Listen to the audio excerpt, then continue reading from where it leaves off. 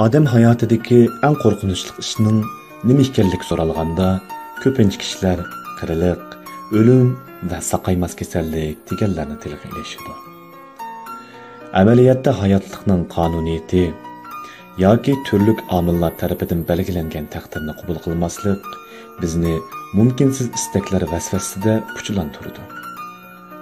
Odam dunyoga opriti bo'lgandan tortib, qarilik, o'lim, kasallik qatorliqlarning vahimasini boshdan o'tkazib kelmoqda.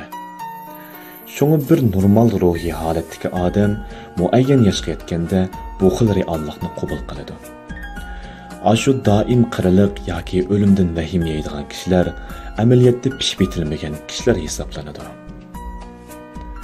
Undaqda odamning hayotidagi eng qo'rqinchli ish nima? Mencha u muhabbatga noil bo'lolmaslik bo'lishi kerak. Chunki insondagi eng qimmatli boylik boshqasi emas, balki uningdagi insoniy muhabbat. Dal bu boylik bizni aslidagi yegana gavdalardan bir-birimizga jalb qilgan. Bir chaqda fashizm qarshi urush qatnashgan bir peshqadam askarni ziyorat qilgan yozmani o'qigan edim. Uningdan ayni chaqdagi bir qitimliq jangda sabdoshlaringizdan hech kim qolmabdi ekan. Shu chaqda qattiq azoblangan bo'ldingiz deb so'ralganda u azoblangan, lekin biz allaqachon o'limni unutib ketgan kishilar. Meni eng azoblaydigani ularning o'limi emas, ularning unutilib ketishi deb javob bergan ekan. Shundoq biz hayotda o'zimizga tushliq martabada va vazifada orzularda yashaymiz. Lekin hammamizga o'rtaq taqdir shuki, hammamiz hamon qiriymiz. Hamon bir kun o'lib ketamiz. Bir kun rahimsiz vaqtga shuni degimiz keladi. Boylikni, shon-sharafni, martabani ilib ketsang ket, lekin muhabbatni tortib olma.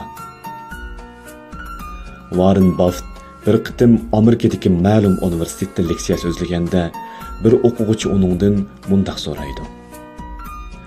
Sizchi bo'lganda sizdek dunyodagi eng cho'ng boy bo'lgan odam eng utuq qozongan odam hisoblanamdi?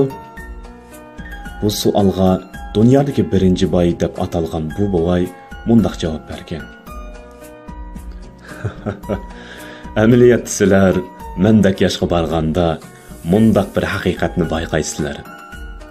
Ya'ni o'zinglarning utuqliq yashagan yoki undaq yashamaganliklaringizni o'lchaydigan o'lchamning o'zinglarni qanchalik odamning haqiqiy so'ydiganligidan iborat ekanligini tunib yetisizlar. Vaqtning taqliniyalik yo'lda ketyapmiz. Biz yoshlikdan yiroqlab ketyapmiz. Biz o'limga yaqinlab ketyapmiz. Bu bir o'zgarmas qonuniyat. Hayotga qag'ishlik qilayotgan andishlaringizni birdam to'xtatib, qalbingizni tinchlang.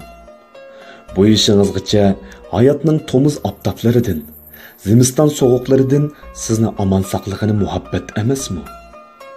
Shundaqligini tunib yetgan bo'lsangiz, undaqda uning qo'lini davomli mahkam tuting. Safaringiz xushallik ichida davom etgay. Aman bo'ling.